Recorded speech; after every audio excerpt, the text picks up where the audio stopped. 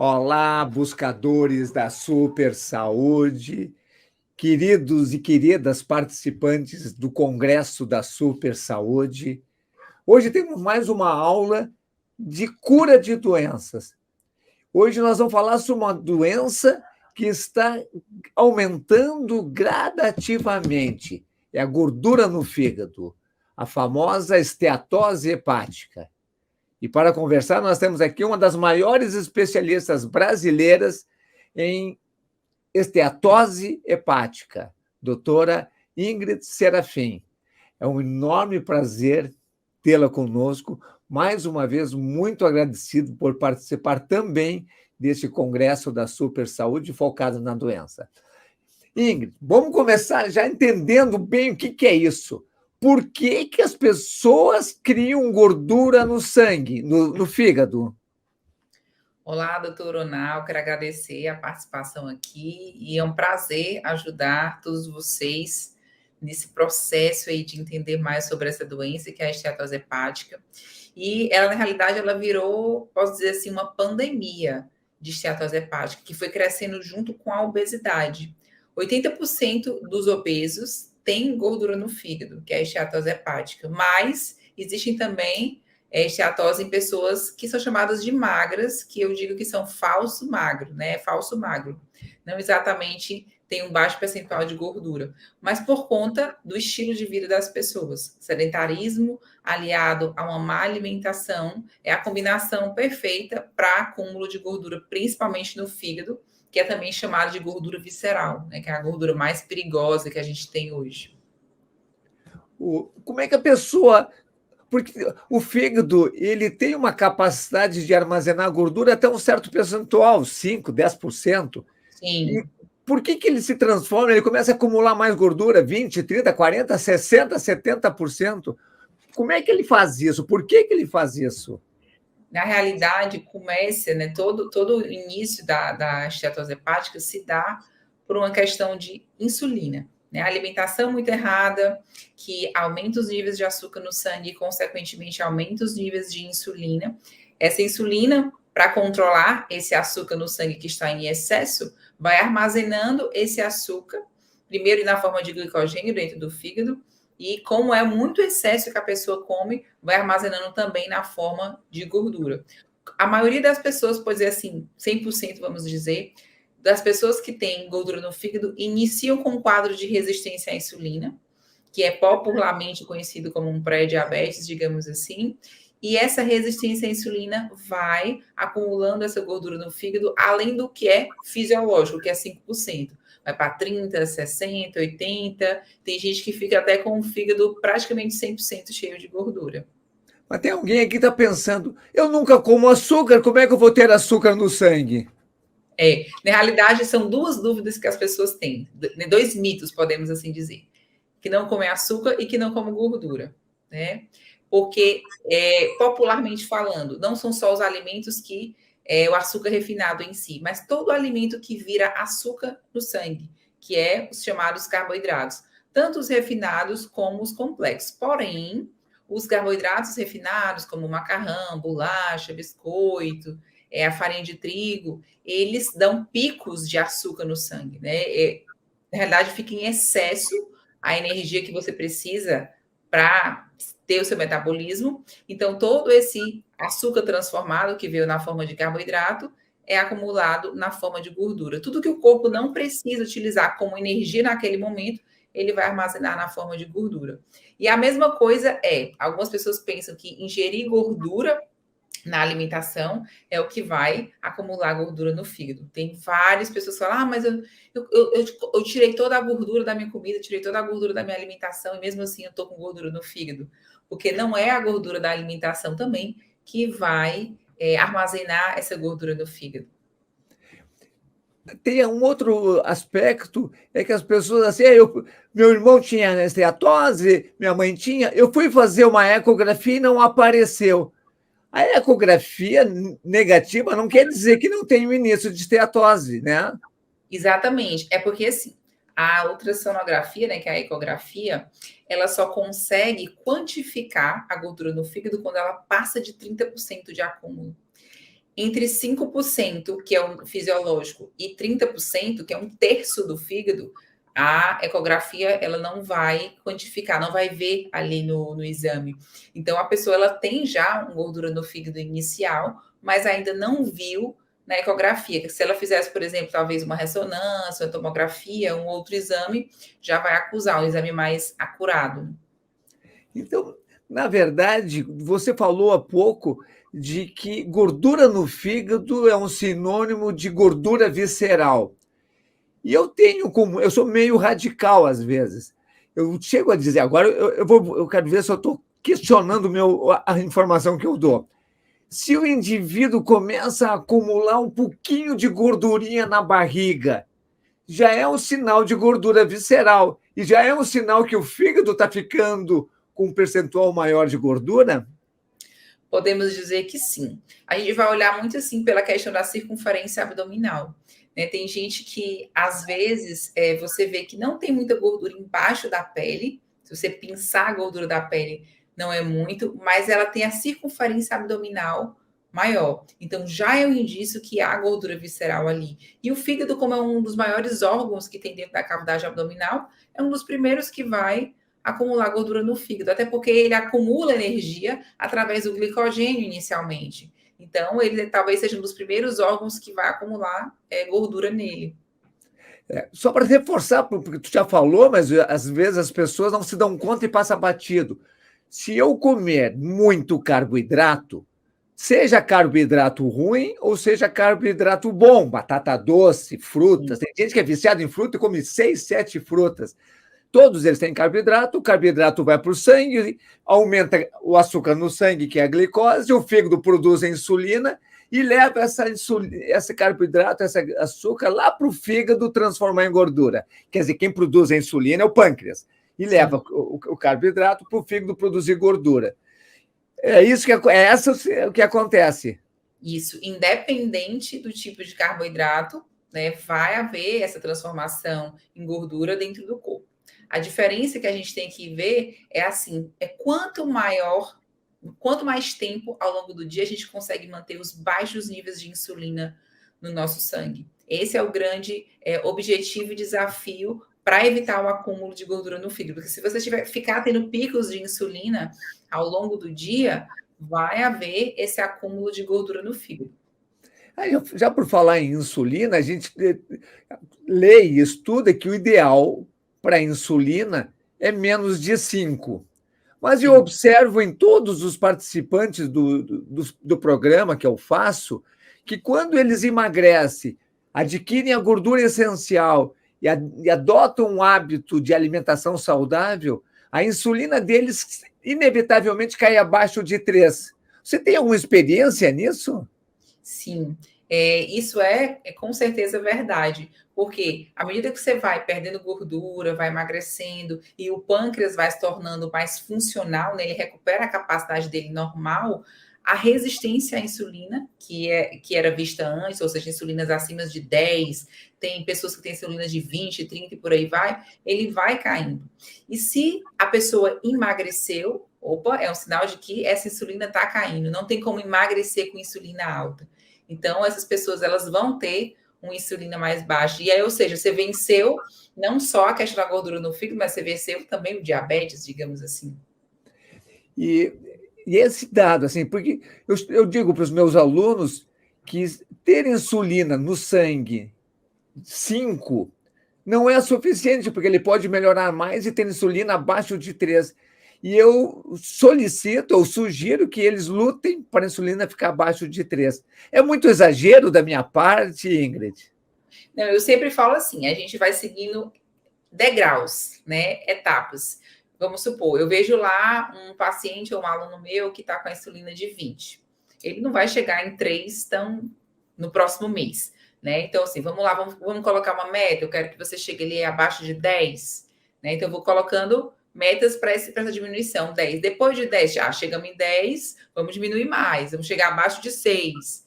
Chegou abaixo de 6, agora tem gordura ainda para sair, a pessoa quer emagrecer, a pessoa já venceu uma primeira etapa, agora quer emagrecer. Para você ser magro, ser slim, baixo percentual de gordura, aí você tem que ter uma insulina abaixo de 3, com certeza. E aí vem Perfeito. e aí você consegue manter, e até você tem até um saldo, se você sair da rotina em algum momento, você não vai ficar naquela sobe e desce de insulina o tempo inteiro. Ainda ficando sobre falando, para entender melhor o que é a esteatose hepática,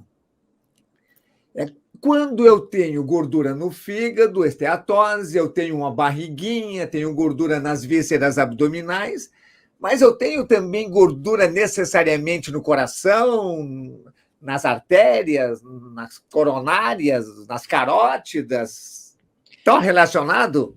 A grande questão é o seguinte: essa gordura visceral, que é a gordura no fígado, a esteatose hepática, ela libera muita inflamação no corpo. É um dos maiores causadores de inflamação, que a gente chama inflamação subclínica crônica. É uma inflamação silenciosa, que as pessoas elas não estão teoricamente sentindo nada.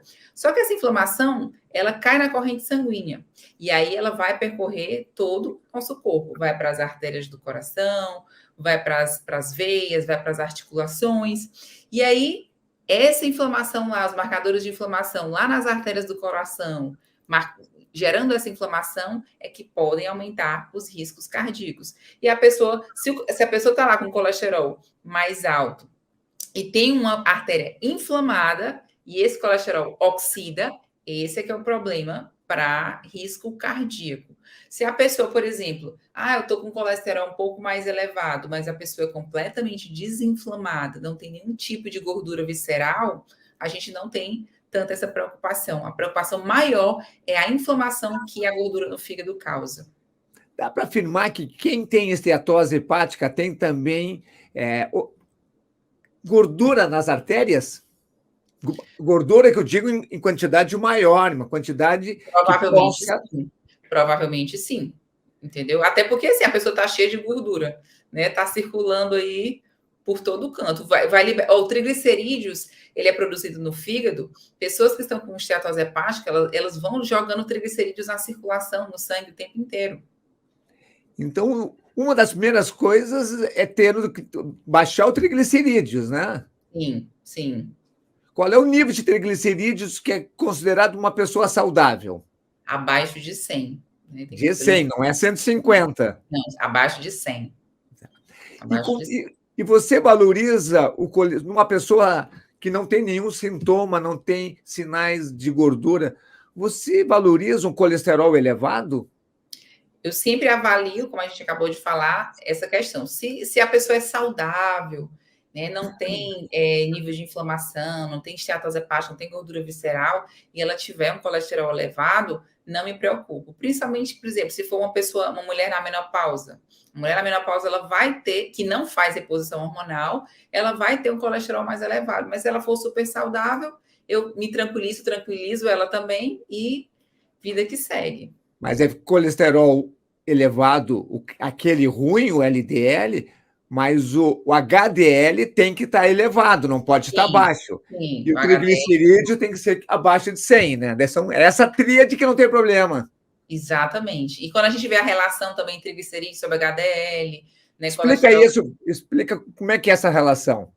Essa relação que a gente vê, triglicerídeos sobre HDL, se eu não me engano, mas você vai me corrigir agora, ela tem que ser abaixo de 3, de 2, né? Tem que ser abaixo de 2. Quando esse índice está mais baixo, a gente fica mais tranquilo, porque o risco cardíaco ele é menor. Então, a gente sempre avalia essas relações. Então, abaixo de 2 significa que tem menor risco, mas saudável, ele está abaixo de 1, é 0, alguma coisa. Sim, então, nós estamos entendendo bastante já de esteatose hepática e agora queremos saber como curar a esteatose hepática. Então, vamos lá. A gente tem que partir do pressuposto seguinte: o que causou a esteatose hepática? Porque o que as pessoas queriam mesmo, o que elas perguntam sempre no início, todo mundo que tem gordura no fígado, a primeira coisa que vai fazer, vai lá no Google procurar se tem um remédio. Ou suplemento. Porque está todo mundo acostumado com a medicina da doença curada por remédio. Então, a pessoa vai primeiro atrás disso. Aí a pessoa fica frustrada porque não acha nada. Né? Então, a gente tem que ir lá. O que causou essa gordura no fígado? Foi a alimentação errada, muito rico em carboidratos refinados, em açúcar, em alimentos industrializados. o sedentarismo, ou seja, a pessoa não faz nada de atividade física, foi isso que causou aquela gordura no fígado. Então, a cura parte daí, a gente eliminar esses alimentos, passar a fazer exercício físico, se exercitar, e todo esse processo que você melhora a alimentação, mais exercício físico, já é, na grande maioria dos casos, o suficiente para a pessoa se curar. Né? Lógico, tem suplementações, outras coisas que são adjuvantes, são complementares, mas a base é a alimentação mais o exercício físico. A alimentação é fundamentalmente alimentação com baixo carboidrato. Baixo carboidrato, né? Uma alimentação que a gente poderia dizer assim, low carb mesmo, né? Baixo carboidrato, né? Popularmente falando, baixo carboidrato. Indo mais para os carboidratos complexos, carboidratos que não aumentam tanto os níveis de insulina, mais rica em proteínas, em outros alimentos, oleaginosas. E você recomenda para os teus alunos, para os teus pacientes, no início de tratamento, uma pessoa altamente inflamada, ficar um período sem carboidrato ou basta baixar só a ingestão de carboidratos?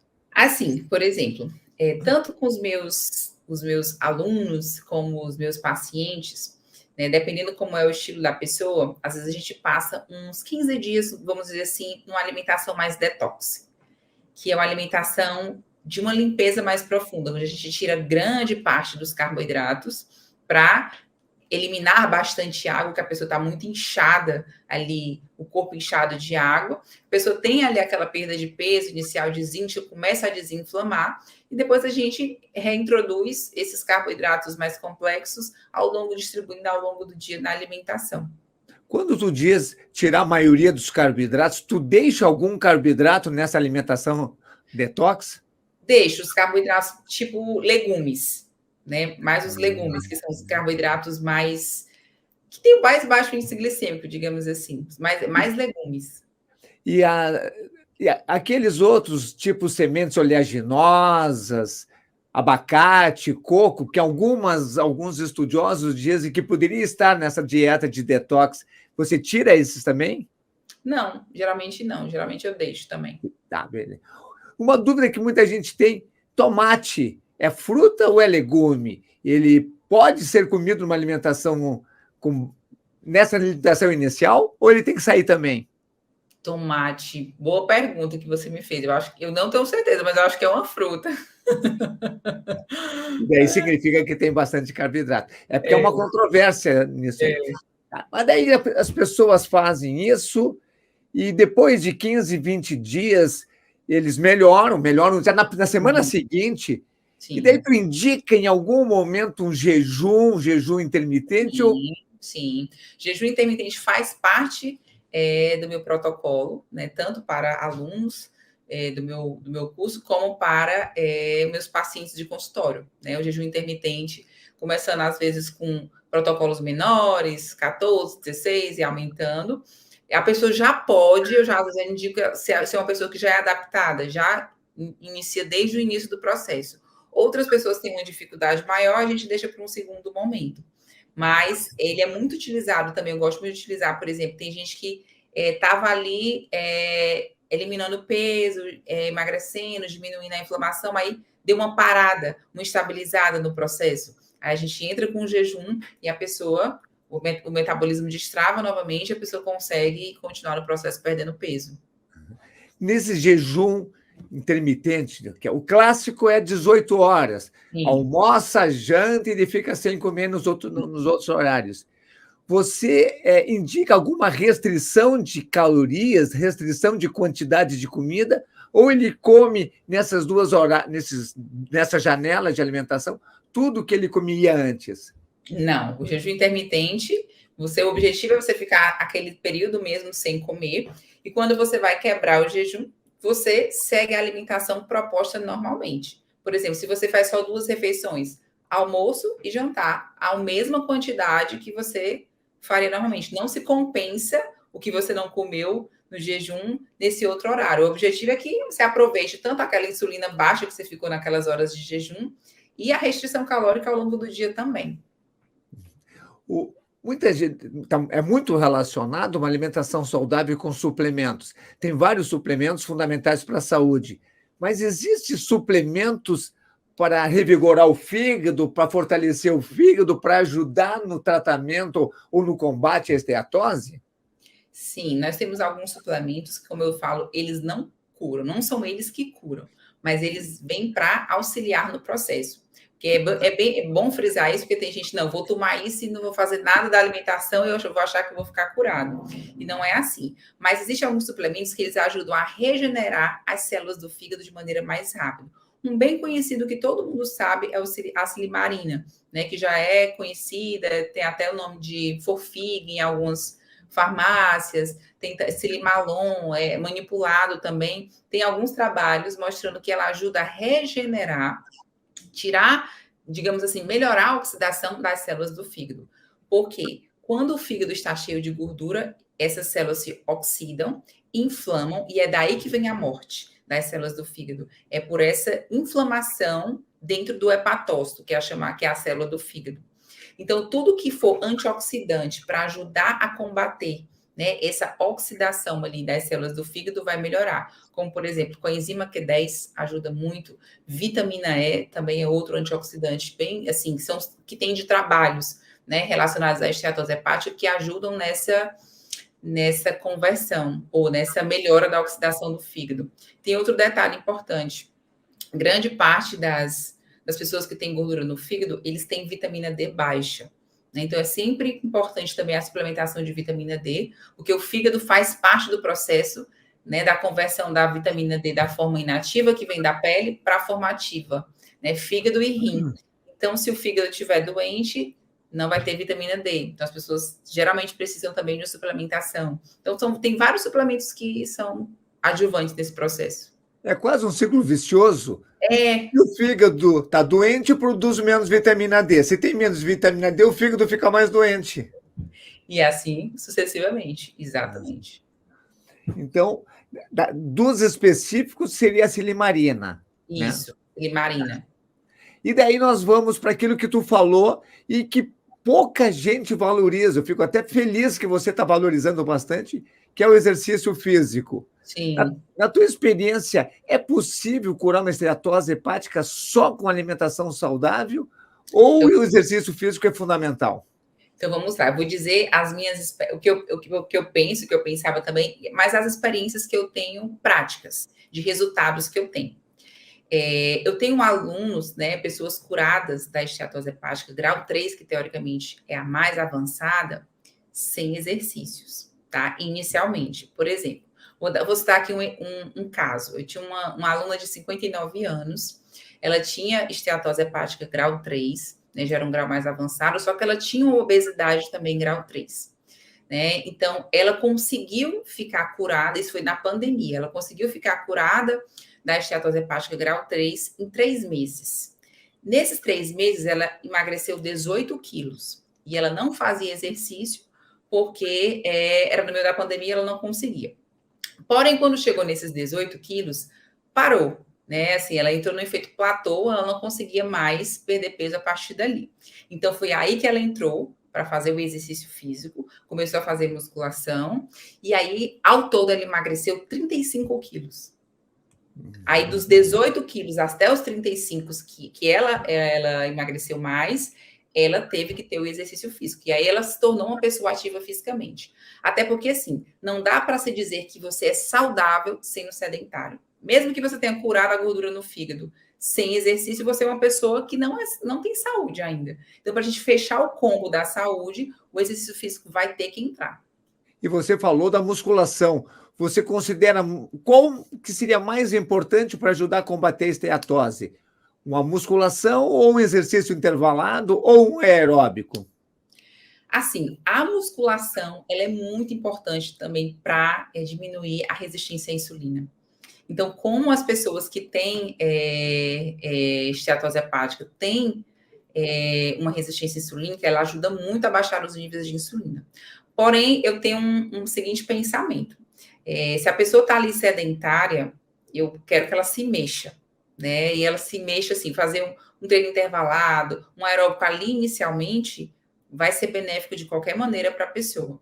Mas, por exemplo, se a gente for pensar em longevidade, a gente vai ter que ter músculo. né? A pessoa vai precisar ter músculo para não entrar no processo de sarcopenia, que é a perda da massa muscular. Então, a musculação ela vai ter que entrar em algum momento. Não necessariamente precisa ser pegar peso, mas treino de resistência, né? Então, é fundamental. Um outro aspecto que também eu tenho lido alguma coisa, uma relação grande entre a esteatose e nível de estresse. Tu tem observado isso nos teus clientes, nos teus pacientes? Quanto mais a pessoa está no nível de estresse mais elevado, mais ela vai ter acúmulo de gordura no fígado, porque a gente tem que pensar também no cortisol. Né? Os níveis de cortisol, que é o nosso hormônio do estresse, quando eles estão alterados por pessoas que são estressadas demais ou têm privação de sono, ele vai aumentar o acúmulo de gordura visceral. Além disso, ele também vai gerar episódios de compulsão alimentar. Então, são pessoas que geralmente comem mais e vão acumular mais gordura no fígado. E para combater o estresse, qual é a sugestão que tu dá para os teus clientes, teus pacientes? Por exemplo, a primeira que eu, assim, as pessoas elas são muito resistentes a fazer terapias, vamos dizer, alternativas, né? Tipo, ir para meditação, yoga, terapias. Essas pessoas são mais resistentes a isso. Então, eu recomendo, primeiro, inicialmente, vamos começar uma atividade física. Não existe também nada mais para melhorar esse estresse do que você ir para a atividade física, porque o corpo ele vai somatizando, então você vai liberar na pele aquele estresse. E aí depois você pode entrar aqui uma pessoa com a cabeça mais aberta com outras coisas que também melhoram o estresse, né? Meditação, yoga, pilates, algo que deixa a cabeça mais zen, digamos assim. Uma coisa que eu não sei se atrapalha ou não, o indivíduo é obrigado a trabalhar, ter emprego noturno, plantonista. E isso atrapalha, ajuda a acumular gordura, ou nesse caso, não ter um sono perfeito é prejudicial também? Olha, pessoas que não têm a noite de sono completa são as mais propensas a acumular gordura no fígado. Uma noite de sono, ela é fundamental para você ter saúde.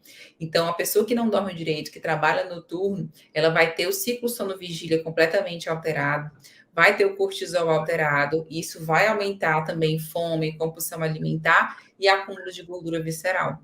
Eu sei que tem pessoas que alguém tem que trabalhar de noite, né? Mas se a pessoa puder ter um estilo de vida que não tem essas noites de sono mal dormidas, é melhor.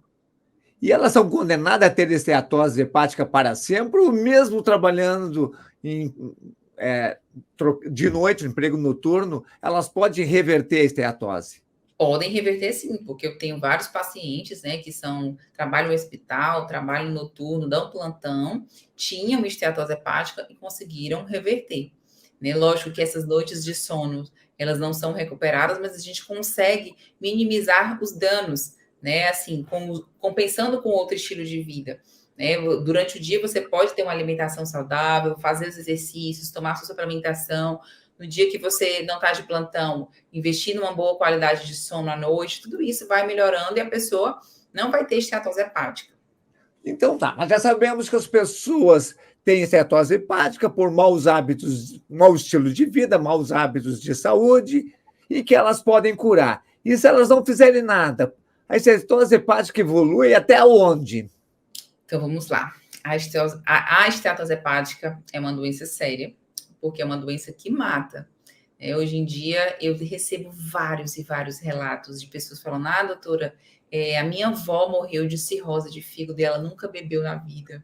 Eu tenho um parente que teve cirrose, mas ele nunca bebeu na vida. Então, tem vários relatos de pessoas assim, porque a gordura no fígado, ela vai evoluindo de maneira natural. Se você não fizer nada, ela vai evoluir.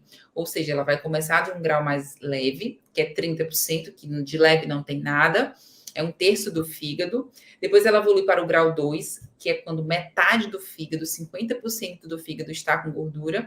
Depois ela evolui para o grau 3, que é quando mais de 70% do fígado está com gordura.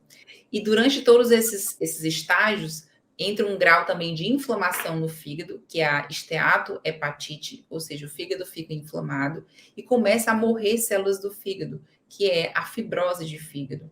Então, essa fibrose, ela também tem um grau de evolução, ela começa, é chamado de F, né? F0, F1, F2, F3, F4. A fibrose vai aumentando a quantidade de células do fígado que morrem.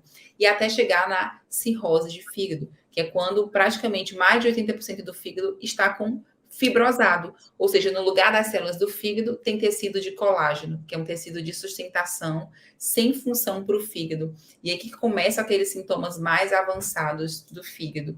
Então, vai evoluir para a cirrose. Não é amanhã que isso vai acontecer, mas vai acontecer se nada for feito. Mas não só isso. Durante todo esse processo que a pessoa está lá com gordura no fígado, aumenta risco de câncer de fígado, aumenta risco de infarto, AVC, né, doenças cardiovasculares, outros tipos de cânceres também, porque a pessoa ela fica completamente inflamada. Então, tem todos esses riscos e os riscos maiores em relação também à parte cardíaca. Conta um pouquinho para nós, Ingrid, de casos que te surpreenderam a cura, casos avançados e que você assim, bah, esse aqui não vai dar e deu. Me conta alguma coisa disso.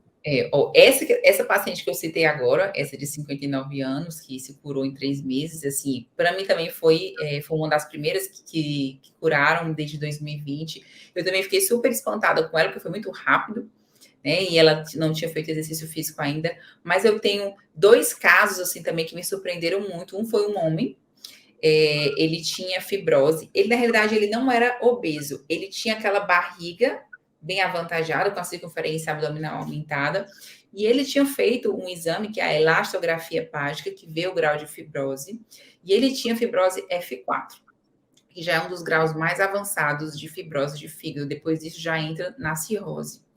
E ele emagreceu ao longo desse processo todo de cura, emagreceu 25 quilos, e ele conseguiu reverter esse grau de fibrose de F4 para F2. Ele não conseguiu a reversão até F0, 100%. Ficou como se fosse uma pequena cicatriz ali, digamos assim. Mas houve uma reversão de grau de fibrose. E eu pensei, não, é um caso isolado, foi só ele, né? Não. Aí mais e mais casos foram aparecendo. Hoje eu tenho também outra paciente feminina. Aí ela tinha grau de fibrose F2, que a classificação é de F0 até F4. O dela era F2. Em menos de 3 meses, ela reverteu de F2 para F0, ou seja, ela reverteu 100% da fibrose dela. Pelo fígado ter essa capacidade de regeneração muito grande, o dela ela ficou sem nada, sem nenhum tipo de cicatriz, digamos assim, no fígado. E foi, assim, uma vitória, né? Tanto para mim, como para eles que ficaram surpreendidos com esse resultado.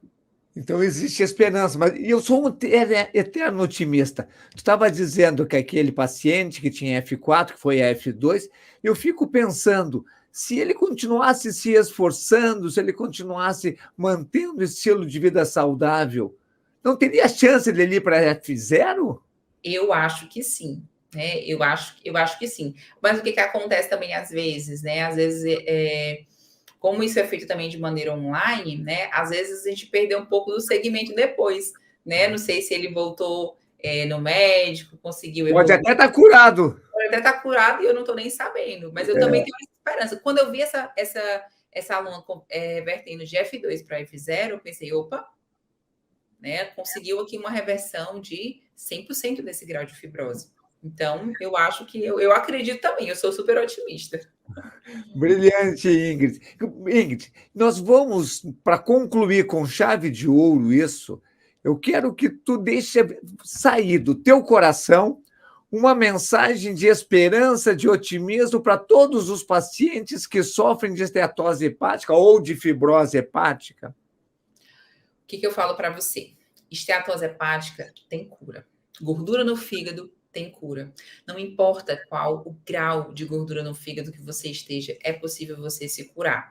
Basta você seguir o passo a passo correto, seguir a alimentação correta, ter um estilo de vida saudável que você vai conseguir. E tem outro detalhe, até as pessoas que têm cirrose de fígado, doutora, será que tem esperança para mim?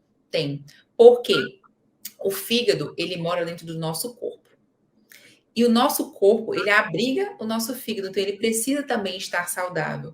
Vamos supor que você aí que está com cirrose de fígado, se você recebesse um fígado novo hoje, mas com o estilo de vida que você está hoje, quanto tempo você acha que esse fígado ia ficar saudável? Então, não é só a questão de curar o fígado, mas quando você desinflama o seu corpo todo, aquele fígado, mesmo com cirrose, ele não vai mais evoluir para um grau avançado, você não vai perder o seu fígado, você vai ter uma qualidade de vida ótima. Então, não importa qual grau que você esteja, é possível você se curar e também você melhorar. Brilhante. Um grande abraço para você que está assistindo e para você, Ingrid, um abraço muito especial de agradecimento pela tua gentileza em trazer tantas informações para as pessoas que estão assistindo.